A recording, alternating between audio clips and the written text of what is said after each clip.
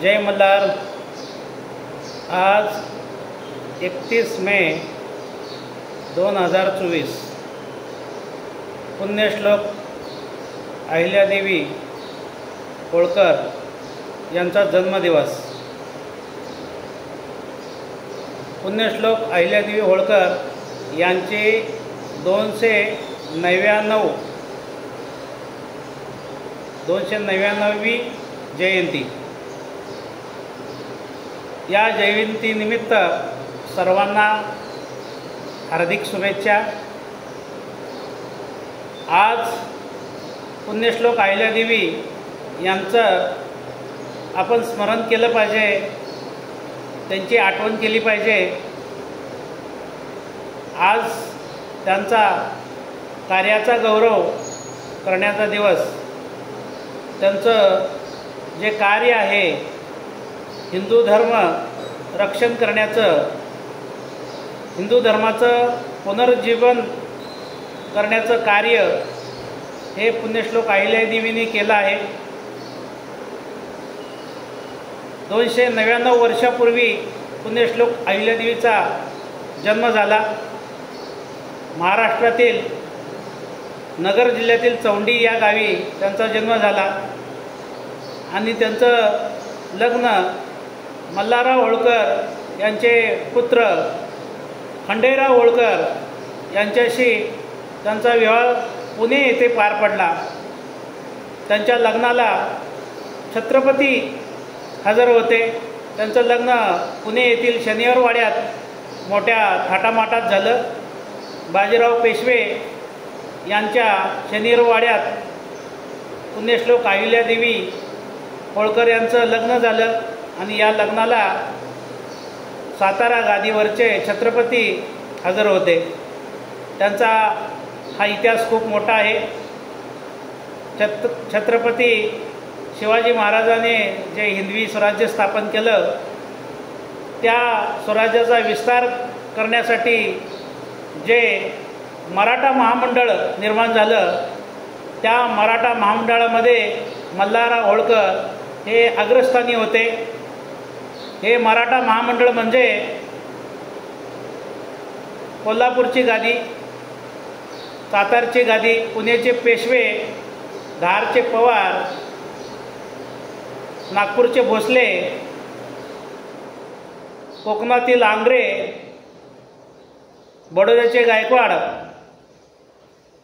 आणि माळव्याचे मल्हारराव होळकर, ग्वाल्हेरचे शिंदे हे मराठा महामंडळ यांनी हिंदवी स्वराज्याचं साम्राज्य केलं। यातील सर्वात अग्रस्थानी असलेले महाराज म्हणजे प्रतापी महाराज मल्हारराव होळकर यांची सून म्हणजे आपल्या पुण्यश्लोक अहिल्यादेवी होळकर। तर यांचं कार्य हे त्यांच्या सासऱ्याकडून म्हणजे प्रतापी मल्हारराव होळकरांकडून त्यांना मिळालेली देणगी आहे। मल्हारराव होळकर यांनी घृष्णेश्वर येथील शिवलिंगाचा जीर्णोद्धार केला आणि आपल्याला जी माळव्याची सनद मिळाली, माळव्याचं राज्य मिळालं, ही आपल्या कुलदैवत खंडेरावाची कृपा म्हणून आज जेजुरी येथील जे मंदिर दिसतं त्याच्या जीर्णोद्धाराचं काम सुरू केलं आणि या मंदिराचं काम 30 वर्षे चालू होतं। मल्हारराव होळकर यांनी चालू केलं आणि ते बांधकाम पुण्यश्लोक अहिल्यादेवी होळकर यांनी पूर्ण केलं।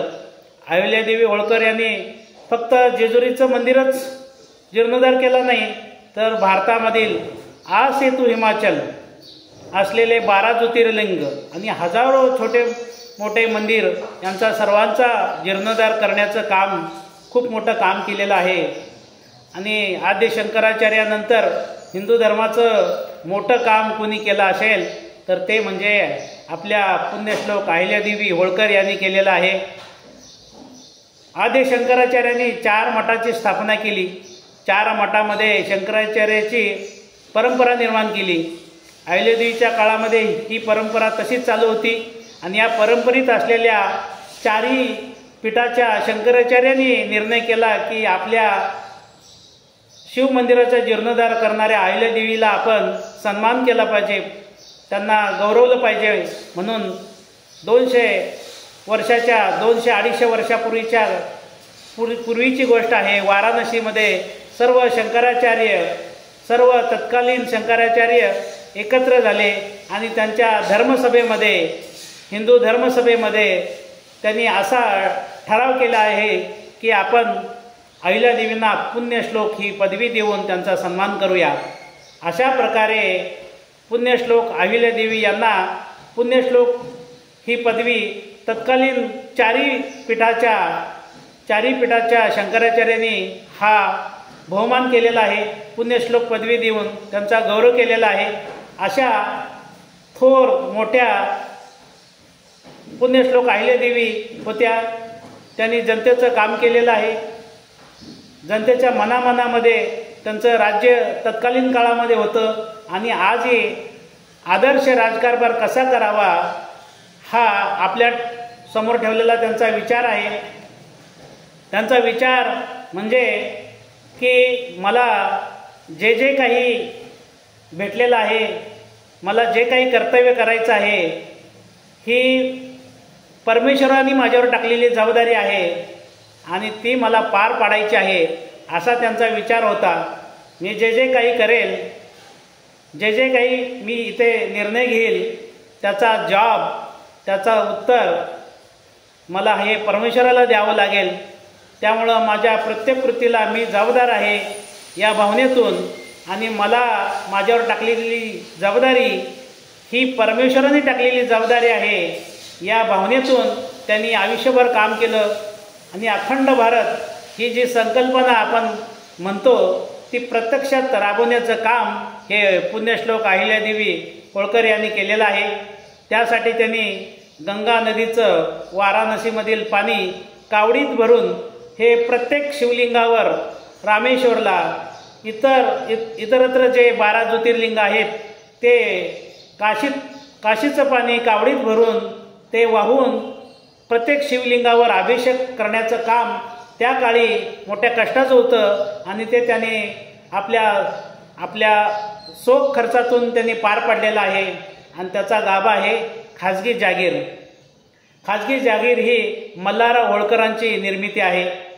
भारतामध्ये असा एकच राजा झाला की ज्यांनी अपौरुषीय लक्ष्मी निर्माण करण्यासाठी खाजगी जागीरीची निर्मिती केली. खाजगी जागीर म्हणजे ज्यावेळी प्रतापी मल्हारराव होळकर यांना जागीर मिळाली, सरंजा मिळाला, त्यावेळेला त्यांनी छत्रपतीकडून आपल्या पत्नीच्या नावे ही वेगळी जागीर मंजूर करून घेतली आणि तिला आपण खाजगी जागीर म्हणतो. आणि या खाजगी जागीरीमधून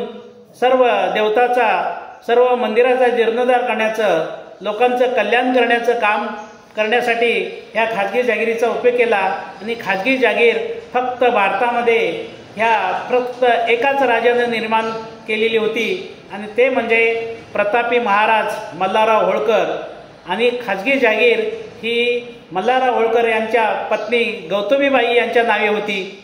तिचं उत्पन्न त्यावेळी 3 लाख रुपये होतं आणि त्या गौतमीबाईच्या नंतर हा वारसा पुण्यश्लोक अहिल्यादेवी यांना लाभला.